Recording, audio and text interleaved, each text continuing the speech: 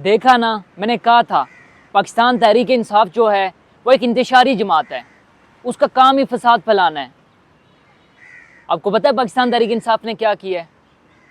कितनी बड़ी दहशतगर्द जमात है, मैं आपको बताता हूँ। अब सब्र करें, आप वीडियो एंड तक देखें।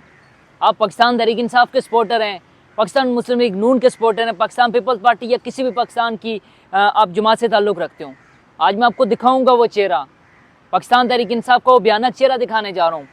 वीडियो बिल्कुल आपने पूरी देखनी है। हुआ क्या है, दहशतगर्द क्यों कह रहा हूँ यार, हद है यार। मतलब ऐसे ऐसे लोग इन्होंने ठीक कह रहे थे अता तारर साहब, ये लोग अपने साथ दहशतगर्द लाए हुए थे।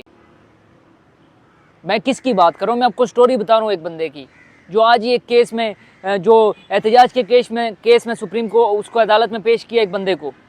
वो बंदा एक हाथ से माजूर है और उसके ऊपर ये केस था, उसके ऊपर ये मुकदमा बना था कि उस बंदे ने एक हाथ से माजूर और उसने गुलेल से पुलिस वालों को पत्थर मारे और उसको ज़ख्मी किया पुलिस वालों को। देखिए कितनी चीप बात है। हाँ, लेकिन ये है कि एक हाथ से गुलेल कैसे चला सकते हैं, ये मुझे भी समझ नहीं आई। बहरहाल ये केस बनाया था इस्लामाबाद पुलिस ने कि ये जो एक बंदा था जो मजदूरी कर रहा था कहीं पे, उसको उठा के पहले पाकिस्तान तहरीक इंसाफ के, आप कह सकते हैं कि उसमें डाला कि ये भी एहतजाज के लिए आया हुआ था बेचारा, और उस पर केस डाल दिया कि ये एक हाथ से गुलेल। अब एक हाथ से गुलेल मैंने बड़ी ट्राई की कि बंदा को ऐसा मुझे पता चले कि एक हाथ से गुलेल चलती कैसे है, उस पर केस डाल दिया। अब हुआ क्या, जब उसको अदालत में पेश कर दिया गया तो जब देखा, जज साहब ने देखा कि भाई इसके ऊपर मुकदमा क्या है, वो बेचारा एक हाथ से माजूर था, तो जज साहब ने पूछा इसके ऊपर क्या केस है। जज साहब को जब बताया गया कि इसके ऊपर ये केस है कि इसने गुलेल से पत्थर मारे और पुलिस वाले शदीद ज़ख्मी हुए, और बहुत सारे पुलिस वाले तो मतलब इस वक्त इमरजेंसी में है, तो जज साहब भी ज़ाहिर सी बात है परेशान हो गए। लेकिन उन्होंने कहा ठीक है, वो सब कुछ ठीक है, इसका जिस्मानी रिमांड दे देंगे, लेकिन पहले बताएं एक हाथ से गुलेल चलती कैसे है।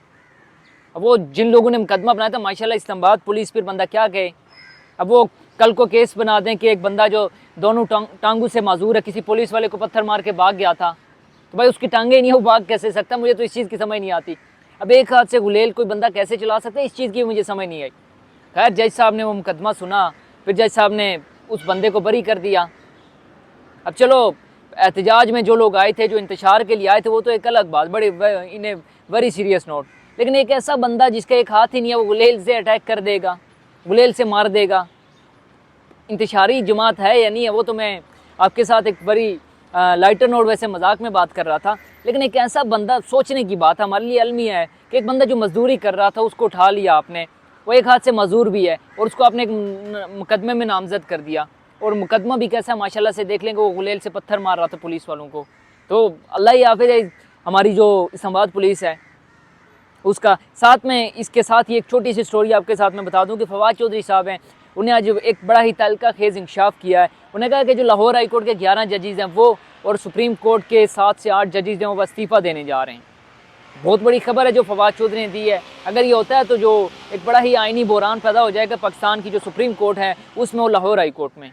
फिर वकला का जो एहतजाज है उस हवाले से भी बड़ी जो तहरीक है वो चल रही है, वो देखना यह है कि क्या होता है। बहरहाल फवाद चौधरी साहब ने कहा है कि ये हो सकता है कि 11 जजेज जो हैं वो लाहौर हाई कोर्ट के और 7 से 8 जजेज जो हैं सुप्रीम कोर्ट के वो इस्तीफ़ा दे दें।